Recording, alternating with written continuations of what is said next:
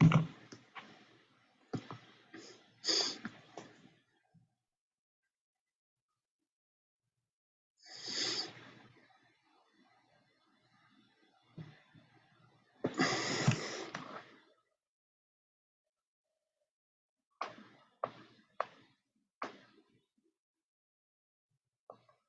right, we are live. Good morning, everyone. We are here talking about the Out Loud podcast in conjunction with the Out Loud anthology from Red or Green Books, of which most of us are contributors. And today we're just talking about the situations in Uganda, as well as other LGBTQ related topics. I have my co-hosts with me, Starchild and Rachel. We also got Teresa in the building, TRJ, Terry Rose Jurtson. And we may have some other guests join throughout the day. How's everyone doing? Doing okay. Hanging in there. Doing good. How about you? Pretty good, considering. So as far as LGBTQ topics, I figure we should just start with what's going on in the news lately. I've seen a lot of posts about different states banning gender affirming care and not even making provisions for people who are already on it. So those people are not able to get their medications, things of that nature. Have you guys heard about this? No, I haven't.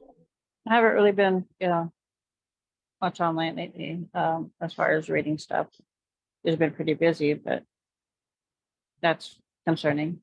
I'll have to look more into that. I know Texas paved the way, but I do believe that they had theirs reversed for not being constitutional or something of that nature. But there's another state that just banned it, I want to say a few days ago. Can find it. Tennessee, about 2 days ago. And the federal appeals court is allowing it to take effect, but theirs is only for minors. Well, and the thing about it is it's a non-issue because I don't know. It's just like all of this shit is just political shenanigans, because the right-wing people like to raise money. They act as though, people are out there like getting, having kids that are like 12 years old, have surgery and all this kind of stuff. And that's not what actually happens, Yeah. Gender affirming care is simply like, I've got multiple trans clients that I see as part of my psychotherapy, and gender affirming care is simply, that I believe what they say about who they are, and I use the pronouns that they give me for who they are. And so I guess, if you're in Tennessee and you're a psychotherapist, then you're breaking the law if you call somebody by the pronouns that they ask you. Right. People forget that gender affirming care is not just receiving medication. It's pretty much anything. It's anything non-surgical. It can be hormone therapy, but it can also be speech therapy and mental health services, and any type of reconstruction surgeries. So, and a big part of that is the speech therapy and mental health therapies that they're missing out on as well, for youth. Has anyone watched Shiny Happy People? No, but I've heard a lot about it. I've heard about it too. I haven't watched it yet. Is it on Netflix? It is on, I watched it on Amazon Prime, I think. Okay. But So it's funny to me. I really don't care much about the Duggars or anything like that. But a lot of what's going on now is kind of explained in that. Um, they have this thing called the Joshua generation where they took children, like I think 9 to 13, and basically groomed them to run for political office, and to get involved in political things. So that age group is now at our age group where they're actually in office and things like that. And Duggar was he was originally in office before all of this went down. Um, but with them and the IBLP, like they created a whole homeschool system to teach children, based on Christian values and things like that. And so that is how we got here, which I think is, there's a lot more to it and there's a lot more research. I'm not saying anyone take my word for it. Definitely do your own research. But I think it's crazy that the people who support that are always screaming indoctrination when that is like indoctrination at the highest form, like homeschool. yeah, all of it. It's crazy, but it's a good watch if anybody wants to watch it. I mean, so What was much it called again? Shiny happy people. yeah, so much of this is just projection. That's kind of a term in psychotherapy when you kind of presume that the way that you think is the way that your enemy thinks, or whatever. You project your own paranoia onto other people. And yeah, I mean, that's kind of what I see going on is this, and it's like, it's just really amazing to think about that in our country. And this isn't, this is the first time that LGBT people have been the scapegoats, in this kind of right-wing narrative to get votes, that, that these scary, LGBTQ people are, trying to indoctrinate our kids. I mean, the thing is, it's worked, like back in 2004, when George W. Bush ran, for re-election, the way that he won really was the threat of gay marriage. And, and now that gay marriage is a lot more normalized, then it's like, oh, those trans people, they're scary, and they're, trying to recruit our children and all this kind of stuff. And I don't know, I mean, what I've seen in my own work is that it's like,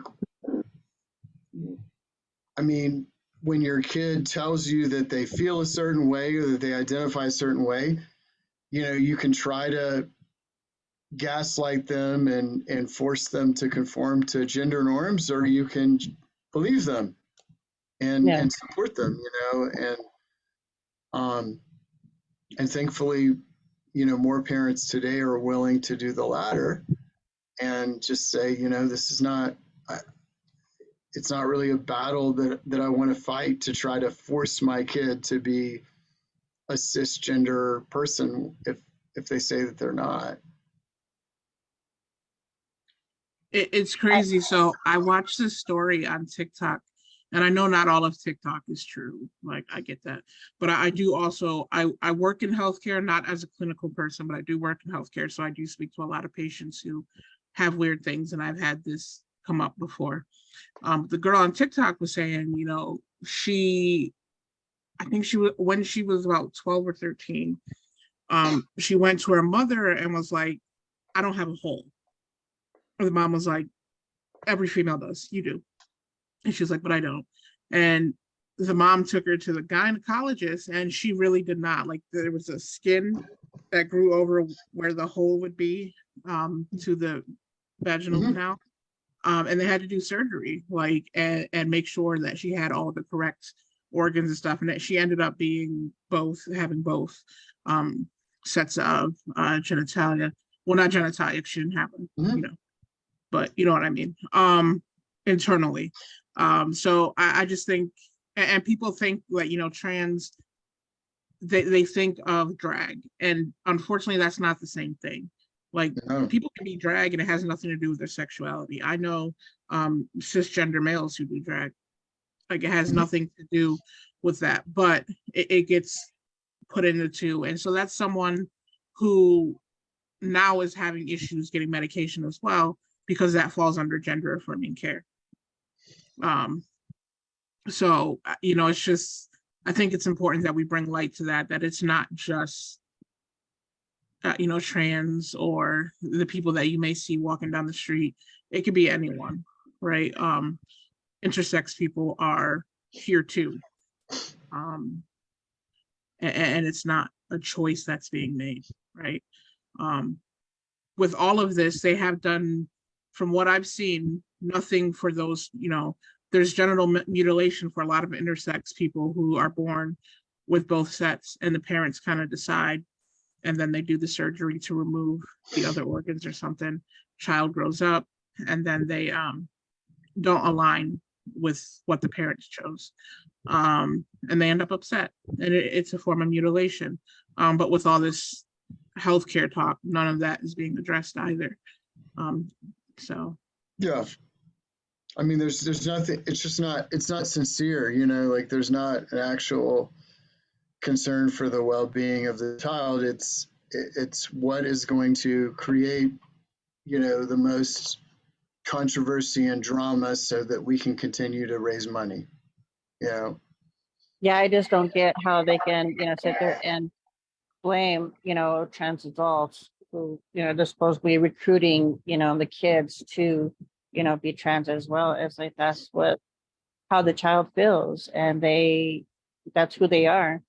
And I just really hope that, and I know it's not always is, but the parents, accept them, for who they are. And I know a lot of parents don't, and they dismiss them, they kick them out. right. But yeah, I mean, it really pisses me off that, whether it's, right wing or, a lot of parents, or it pisses me off that they do that. Yeah. yeah, And sometimes it's just a matter of going through a journey with them. Like I said, I have a friend of mine whose daughter has kind of been, oh, I want to go by this pronoun, this is the name. And then a month later, oh, I don't want to do that anymore.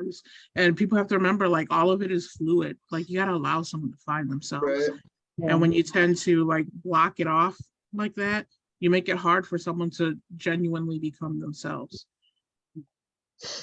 Yeah, I mean, in my own journey and my gender fluidity, I mean, I think that part of what happened to me, growing up in the 80s was just, having so much, what wasn't even recognized as, as transphobia because it was just the way things are, I mean, I had this whole layer of, I can't do that because that would make me look like a girl, like I can't do this, I can't do that, I can't do that. And so having all this, I can't, within my head, that just became this whole layer of anxiety, about my existence. Like, I used to be a preacher, and when I would listen to my sermons, I would try to deepen my voice, like and practice like talking with a deep voice so that, so that I didn't sound like a girl. And that's not what, like I was doing at the time. But, the more that I come into my full self, I realized that there was just a lot of internalized transphobia that, I spent thousands of dollars on psychotherapy because of this anxiety that came from, trying to police the way that I really am and, and conform to these gender norms, and it's like, I mean, It's part like of it, you weren't able to be who you really are, so you were yeah, having to hide it, and that sucks for you. And I'm sorry. yeah. I So mean, sorry. it, and it wasn't anything that we recognized, and it's just like, even, in stepping back from this and thinking about it, like, it's just like, why in the world is it, what did we, was it ever thought important for, for there to be a certain way of being that's masculine and a certain way of being that's feminine? I mean, it's just ridiculous, and it's Yeah, like, and we see it so much now. Like sometimes people make it out as a joke, but like you see people online and they're like, oh man, if a guy ever did this, I'd break up with them because that's not, they're obviously gay. Stupid things too, like, oh, they ate a hot dog in public. Like now there are men who really won't eat a hot dog because of this whole trend of it not being masculine. oh my Um, God. and just little things like that, like, and realistically, I think it is a form of grooming, like saying like boys should be this, girls should be this, and Mhm. making it a point that, now we're all at this point like, well, I don't know if I can do that because it doesn't fit the narrative. And I'm happy to see that the younger generation, I've seen that there's this new trend where the males are painting their nails, but they're straight males. They just want to be, Yeah. just to prove that you don't have to fit into a masculine mold. Um, and I appreciate that because the truth is the gender itself is just a social construct. We've created this construct and now people are trying to break out of it and people are uncomfortable by that. But that's the only way you're going to see change, right? Yeah, when I was growing up, when I was in junior high and high school, I had a friend. He was obviously gay. He made it very well known, and he was out and loud about it, which was great. And people just accepted him. But when it was the rest of us, it's like we were just too afraid, especially where we grew up down in South Texas. It was like, nope, you can't be this. And then, raised in a Baptist family, so that was even harder. And he was just absolutely just gorgeous. And I remember after graduation, we had all kind of lost contact, and I had moved to a different city. I mean, it was close by, but I never did go back to where I had graduated from. And I ended up running into him, and I was so jealous of him. And it was where he looked just absolutely gorgeous, had his makeup on, his hair done, and I was like, can I just take you home and you help me? He was just absolutely perfect. But yeah, anywhere he went, school, out, stores, wherever, he was who he was. He just did not hide it. He didn't care. And there are people that, went to school with that now they are out, which is I'm happy for them. And I was late, coming out, even though I always knew who I was. But of course I couldn't. It was one of those where I had to be who the family wanted me to be, Mm. do the right things for them, get married and stuff like to a man, which, I did, but, out of it, I got my daughter. So I can't complain about that. But I was also not me. And my ex-husband knew that. But I don't know. It was really hard. And I know it's harder for, some of the younger generations because of what's, going on. But, my son, he came straight out. He was nervous. He's like, Mom, I'm bi. I'm like, okay, that's great. I'm happy for you. And he was like, oh, I wasn't sure what you were going to say. I'm like, hello, baby. This is who do you think you're talking to? And he was like, oh, yeah. Yeah. And Yeah, my daughter. I'm Yeah, my sorry. daughter was the same way. We were at home sitting there talking, and she's like, she had mentioned, she's like, oh, my girlfriend did this. And I just, just let her keep talking. She's like, oh, I'm bi. Did I tell you that? I said, no, but cool. So, but yeah, they just came out and just straight up told me. And I'm like, good. I'm glad they came out. Right. And it's I'm funny. gonna go ahead. Okay, what were you going to say? You know what? You need to call on me so I can talk because I never know when to break into the conversation. I don't want to interrupt anyone. So just call on me and then I'll say something. Cool. All right. Just jump in. Terry Rose, what do you have? Okay, thank you. So I wanted to say something since the beginning of the conversation, but there's no opening. So I had written a poem about the Children's Innocent Act, which is the amendment that they put on the Constitution to do all those things you were saying earlier about making these surgeries and everything, or just gender affirming care illegal, and making it so that the people can sue the doctors that actually do any surgeries or anything like that.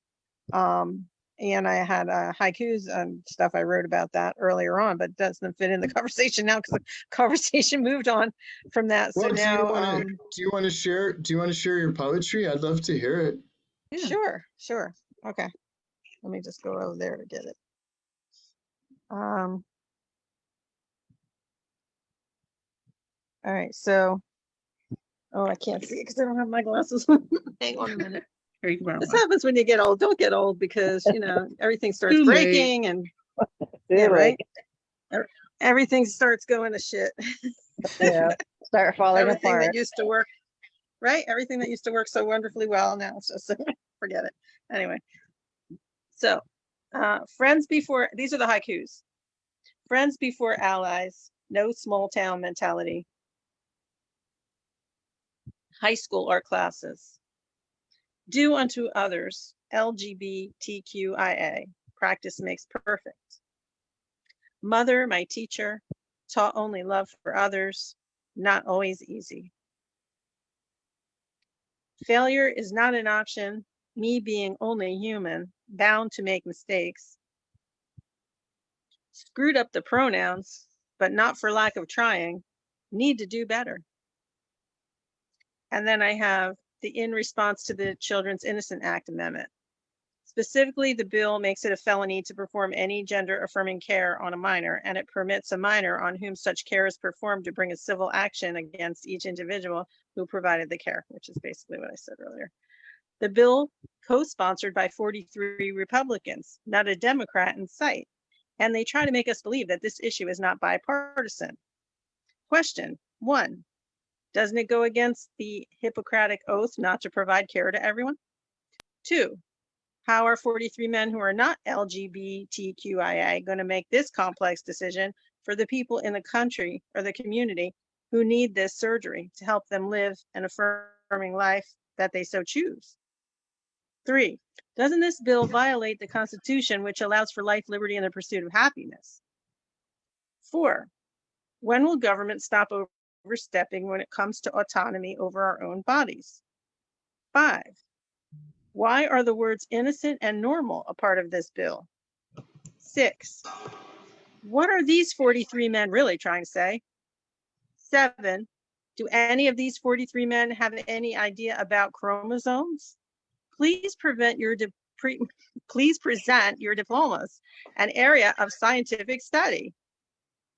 8, how many of your babies were mutilated at birth? So then I wrote this summary. Write your Congress, even if you think you're the only person, the squeaky wheel gets the grease. I have done it and received a reply. Sign petitions, sign every one that comes your way. We, the people, need to speak up. Our rights are being violated. Are we a police state? Get the word out on social media. Ask yourself why your account gets shut down. Answer because you're making your voice heard. You can make a difference. Be passionate about it. March in the streets. And if we expect to be heard, we also have to be seen. All excellent points. Thank you, Terry Rose. You're welcome. And I also wanted to say one more thing. I have some people in my family who have not come out, and I believe that they are, at least this one is, I believe he's homosexual. And he's afraid, I think, to say anything. Because mostly, I don't know if his mother even knows. Mostly everybody in my family is pretty much like Christian, going to church, this and that. They don't accept. Maybe they don't accept it. I don't know. No one ever said anything to me about it because my views about it are not the same, I guess. And I wouldn't really have a problem with it. I don't know why you were going to live your life like in the closet your entire life and not say anything because you're afraid to even your own family. What are they going to do? They're either going to say, okay, or they're going to say, oh, that's not okay with me or whatever. They don't have to approve either way. Like, you're still going to be who you are. You're still going to live your life, right? But and this Well, guy, he moved out yeah, this guy moved out a long time ago out of the house, so it's not like he's got to like face his mother every single day if she doesn't approve. But I don't know. I just for some, I don't know if it, yeah, I don't know if it's my place to initiate a conversation over that or not. Like, I feel like I should mind my own business, and if he's ready to come out, he's ready to come out, and if he's not, right? yeah, Mm. I mean, but what do you think about it? you have to remember that for the longest time, and in some situations, it's still that way, that the process of coming out led to violence, right? I talk about him so much, but Matthew Shepard, those are real life cases. There are a lot of trans people as well who have gone missing and been killed, especially in like Atlanta. So it's not so much just telling you, hey, I'm gay. Sometimes just being able to be them authentic selves, they don't feel safe. And if the family doesn't approve, it's easy to say, hey, I'm just going to cut that family member off. But you cut your family off, and society is also against you. Some people aren't willing to take that risk. They want the safety, they want to know that if they were to leave their house, they're not going to get gay bashed or something of that nature. You can see it now with like the bathroom bills and things like that. If they're out and about and they just want to go to the bathroom, in some states they're allowed to be beat just for going in the bathroom of their that they align with, and it doesn't even have to be true. Like, the person in the bathroom can assume that they're supposed to be in a different bathroom and enact violence. So it's hard for people to come out. And it's usually not just a one-step process. It's not them just saying to the family, let's all have a sit down, hey, I'm gay. When you are gay and when you are living your truth, it's an everyday thing. When you leave your house, especially if you are presenting different than what you are, like myself as a masculine presenting female, when I go to a job interview and I decide to wear a shirt and tie instead of, feminine clothing, that's a form of me coming out to a new set of people. Every day that you go to work, every time you meet a customer, going to the bathroom, going to shop, they're all different situations. I had a situation a few years ago because Burlington Coat Factory, for some reason, like, they always have my size and it's cheap and I love going there. And for the longest time, the one I go to, the girls floor is in the basement, then there's the children's floor, and the men's floor is at the top.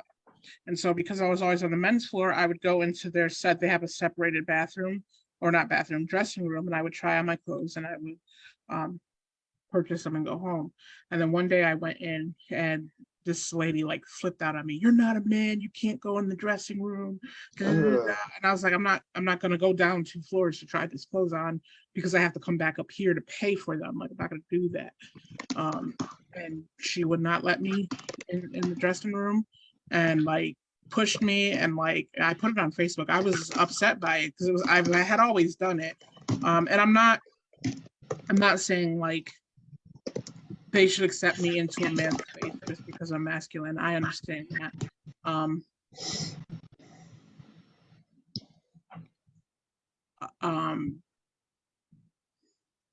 I lost my train of thought.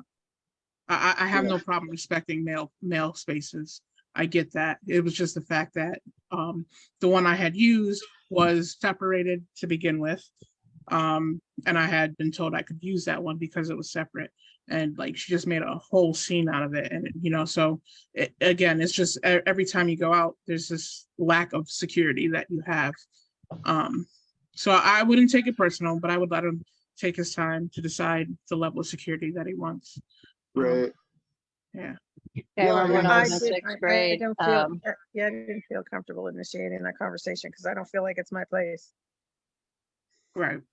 I remember when I was in 6th grade, I had a girlfriend, and she had written me a letter and, note, and I had it in my backpack. And for some reason, my stepmother or father, I don't remember which, went through my backpack and found it. they had the biggest fit, yelling and screaming, that's not right, that's not the Christian way, blah, blah, blah, that's not who you are. And I'm like, yeah, it is. But they wouldn't listen, and I was forced to do what they said and not be me. So I mean, it was hard, and I tried to come out and I couldn't because of, stuff that my stepmother was telling me. I was afraid to come out to anyone else, even though I wanted to. Yeah, but all you can do, Terry, is just, let them know that they're safe with you at least. You don't have to say, I think you're gay, but if you ever want to come out, you know what I mean? But just let them know that you're a safe person. And then if the time is right, they will do that. Thanks. Let them Thanks know for you're in a everybody's safe place. input. Yeah. Yeah. Thanks for everybody's input. There was one more thing I wanted to put in there. So, our society has a way of taking everything that's good and like twisting it around and ruining it for everyone else. So, so initially the homeschooling thing was a good idea because the regular schools kind of suck. Mhm. And they are indoctrinating our children in the regular schools too, to like come out of there and be like, like part of an army or something. Mhm. And when they're there, the schools are like set up like prisons. So Yeah. I'm really not all great with the school systems the way they are, especially like the public school systems, and the private school ones are just as bad. Yeah. So Yeah, I wasn't saying yeah, that all schools don't indoctrinate. I was just stating that specific subset, like the way that they used it. If you imagine that people who were not using it in a negative way were to do that same thing, like it would just, yeah. So like, and the same thing with people that like, okay, I'm going to use the worst possible example probably. But the communes, like back in the 60s, when everybody wanted to live together on communes and they wanted to have free love and they wanted to have like their own gardens and their own foods, and they wanted to be self-sufficient and, break away from the government and be like under the, off the grid entirely. And they didn't even have the internet back then anyways, but they, like the whole idea of that was a good idea to begin with. But then you got your people like, Waco, Texas, with the guy with drinking the Kool-Aid and all that, like indoctrinating people to do his bidding and this and that. Like that's another thing that got twisted. So now everybody associates communes with drinking the Kool-Aid. Like they don't associate the communes with the way it was set up to be in the first place. Or the same thing with homeschooling when you have situations like that happening, where you're training them to do your bidding instead of, actually teaching them a more open way of looking at things and like a free love kind of a just love everybody and not be so regimented in your line of thinking, to be open to different trains of thoughts and different ideas. And, like to me, homeschooling could be great if they did it like that instead of, the way some people, they're only the ones that get the news, the ones that go and twist it and make it horrible. They're the ones that get spotlighted in the news, and then everybody thinks the whole thing is bad, right? Oh, there's nothing good about homeschooling. Don't do that anymore. Oh, there's nothing good about being on a commune because you might have to drink the Kool-Aid and you might die. Like because the media freaking takes it and runs with it, and they screw it up, man. And the same thing with mental health. Like all the people that are being spotlighted that have mental health issues that go and buy a gun, and they like the person that blew up everybody in that school. I mean, it was because he had a mental health condition, right? Not because of anything else like that might have been going on in his life, which of course it was. Everything else that was going on in his life, in addition to him having a mental health condition. You know what I mean? But now everybody with a mental health condition is a murderer. Now everybody with a mental health condition can go buy a gun and blow up a school. Like they only highlight what they want to highlight. And then they make it, they like ostracize a whole group of people in the process. I worked with mental health for a long time. I worked with mental health for like 2 years. I work with co-occurring disorders now. I've been doing that for the last 4 years, working with people who are addicted to different substances. My education, my experience has been with people with mental health issues, co-occurring disorders, and addiction. So I've been working in the field for a long time too. And I just feel like whenever anything goes on public, on the news, that they spotlight the mental health condition instead of what's the actual person and what they went through in life and what brought them to this, whatever. Not that they're seeking to understand why somebody would murder a whole bunch of children in a school, because they could care less. They just want to, get rid of that person. They don't want to address the problems that are causing all these murders and causing people to go out and buy guns and blow people up and blow people away. They don't want to get to the root of this, which is society and what we're doing to people and how we're indoctrinating them. And it's just, I don't know. I'm not trying to blame anybody in particular. I'm just saying it's not right that they spotlight the mental health issue, or they spotlight, oh, that person's on drugs, or they spotlight, that person might be, doing a hate crime, Yeah, well, I think that really speaks to the way that the way that our media ecosystem, kind of thrives off of creating scandal, and yeah, and there's a lot of yeah, I mean, it's like with, when you were talking about with the school shootings and whatnot, there's a lot of just overlapping issues there. And I think that one of the things that unfortunately humans are quick to do is to, when we turn things into, thinking in terms of scapegoats, who's the scary boogeyman who we need to, cancel or cast out of our society, and so, like, for me, one of the stereotypes about, like, school shootings, for example, is that it's autistic, white men, and I'm autistic, and so, like, there's a way in which autistic people can be the boogeyman, or mentally ill folks, or queer people, and instead of thinking about the complexity of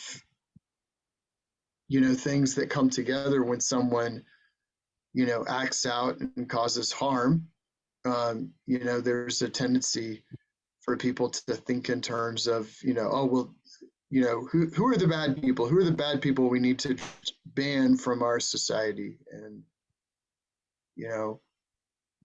that's happens, in a lot of different ways, not just with queer people, but with people with just different neurotypes, people with mental health conditions.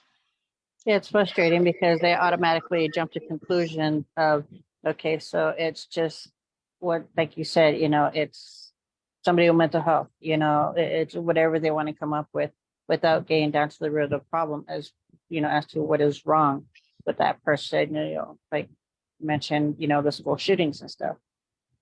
They don't sit and really find out what is going on.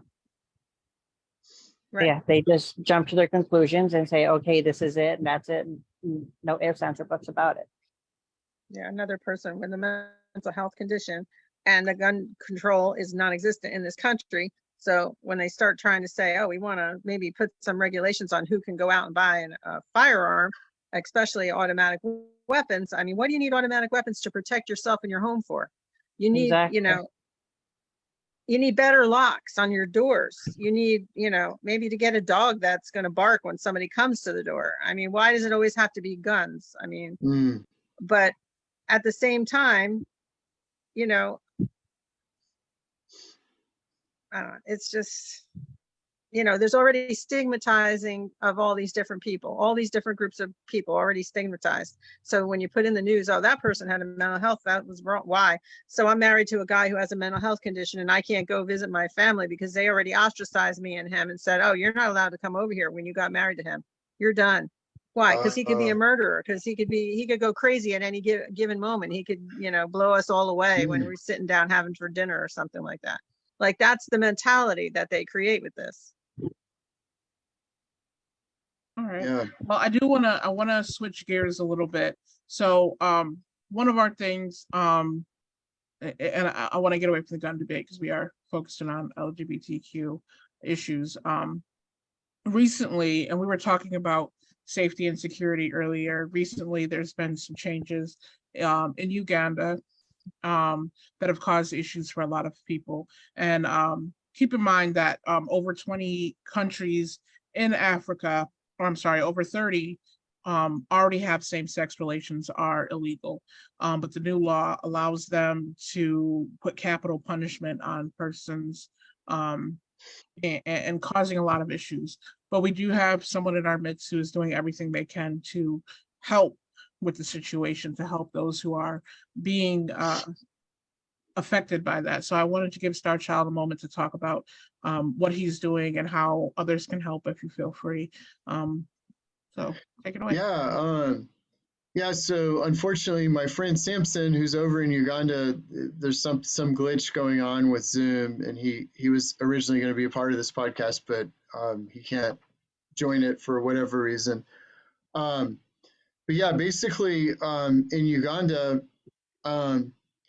there's a new law that that not only makes it illegal to be gay, but also makes the thing that really where they really turned it up a notch, and like we've been talking about, scapegoats and the way that people tend to, instead of dealing with the complexity of issues that cause things like school shootings and other problems, we tend to think, well, who are the bad people? Let's get rid of the bad people. Well, in Uganda, they've successfully had a propaganda campaign where, kind of like happens in this country, except where this idea that LGBT people are groomers, that they're recruiting children, and and that they're molesting children.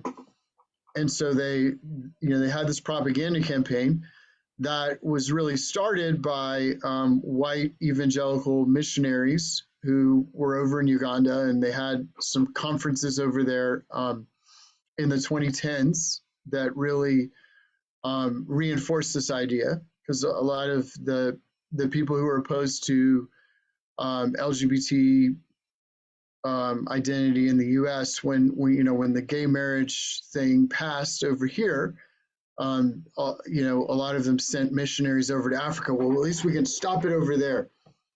And so in Uganda, a couple months ago, this law was passed, and it's not only illegal to be gay, it's illegal to do anything to support gay people. So if you're a landlord and you suspect that one of your tenants is gay, then you're required by law to evict them, because if you get caught having a gay tenant, on one of your properties, then you go to jail.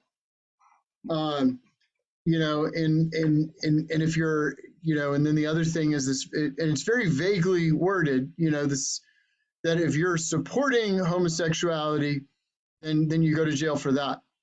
And so basically what that means is that, basically if you're a healthcare provider or any kind of, social service, NGO, human rights organization or whatever, if you don't turn gay people away, then you're taking a risk of being arrested. Unless you specifically try to basically not, very vigorously try not to have anything to do with gay people or queer people.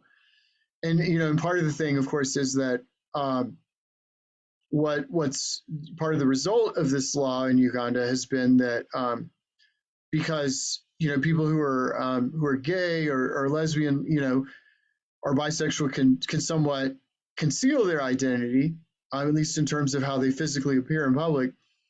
it's the trans community that's getting, that's getting thrown into jail. And there have been situations. There was one trans person that part of a community that I've been working with who was killed in a public space, beaten to death, because if you're visually queer, then and there's no understanding that trans is anything different than gay, and so this person was beaten to death, and it's just it's a terrible situation, and it's been caused by U.S. colonialism, missionaries from the U.S. going over and creating all of this hysteria. And actually, Uganda, before before it was there was an influx of Western missionaries. They had a king in the late 1800s and early 1900s who was openly gay.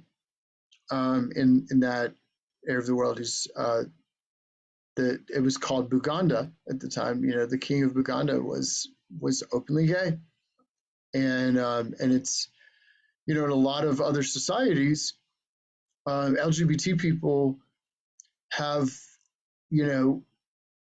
always been part of the culture. It's really within Western culture, and certainly some other cultures, Islamic culture and some other cultures where there was a more of a focus on enforcing this rigid gender binary. But a lot of traditional cultures, if you were different, then you actually were seen as, particularly if you were someone who could be both feminine and masculine at the same time, that was seen as someone who had a deeper spiritual connection to God or the gods, or the spiritual realm.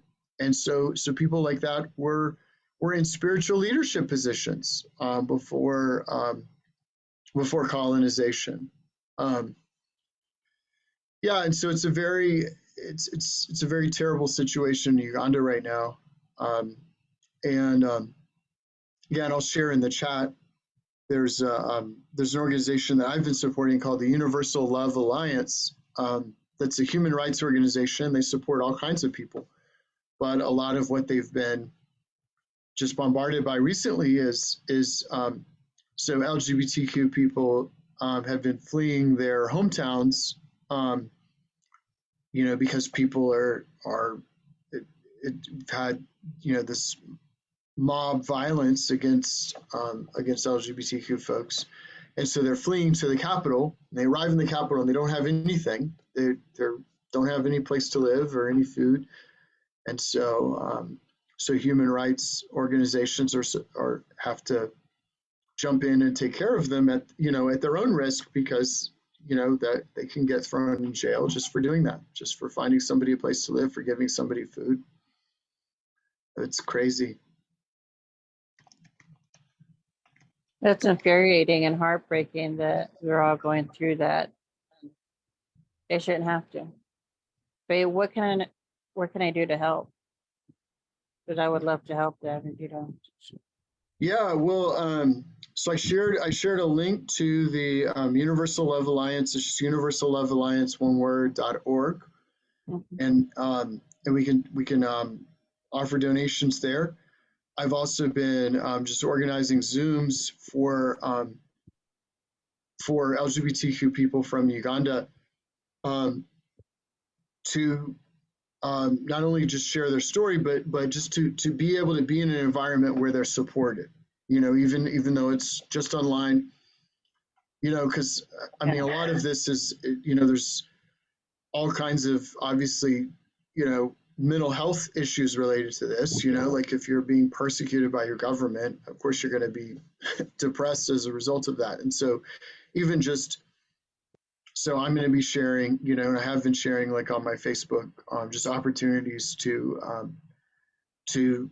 talk and to be in conversation with Ugandan LGBTQ folks, just to express our support and to say, you're not an abomination. This is just a part of being human. Absolutely. Yeah, so for those of you watching, that was universallovealliance.org. We just asked if you're able to. This is in no, you can donate to that link. Just know that that is not in conjunction with The Word is Right. They do Sure. not take responsibility for anything that goes with that. This is separate from the platform that we are using. So that is on your own decision if you would like to help. Yes. Yeah. And I think it is important. Thank you for telling us about that. Because, you know, today it may be Uganda, you know, tomorrow it could be somewhere else. That's the push that's being put out in a lot of countries. So, you know, don't look at it as, you know, well, that's over in Uganda, right? Because it could be anywhere. I always bring up that poem, you know, first it came for, and then they said, and then Right. they came for me, and there was no one left. So just remember, if you can, you know, we can't all do everything, but if Right. there is something you can do what you can. I mean, they're a part of us, they're family, and you know, we all need to be there for each other and hold each other up. Right. Yeah. Yeah, And I think you know, we that's- may not all have money. I know, I get it. Inflation is killing everyone. Exactly. But you know, share the link, get it out to other people, Yeah. persons who are able to do that. You know, sometimes support is just spreading the word. So if you can, Right. that's that you can. I mean, Yeah, even I if it's just- a couple of dollars, you know, any little bit helps. Right. Right.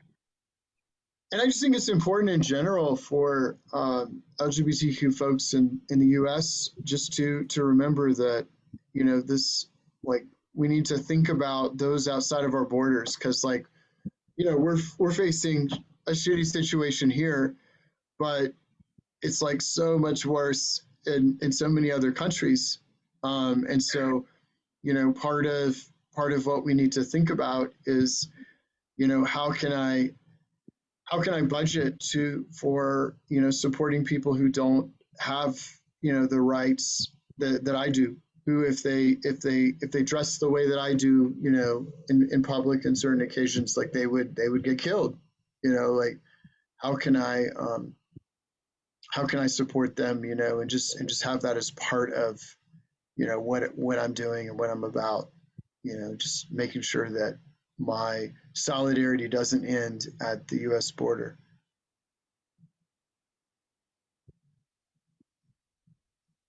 Yeah, definitely, because I mean, it is all over, and you know, we're all having these problems. Yeah, like I said, we do need to stick together, fight for each other.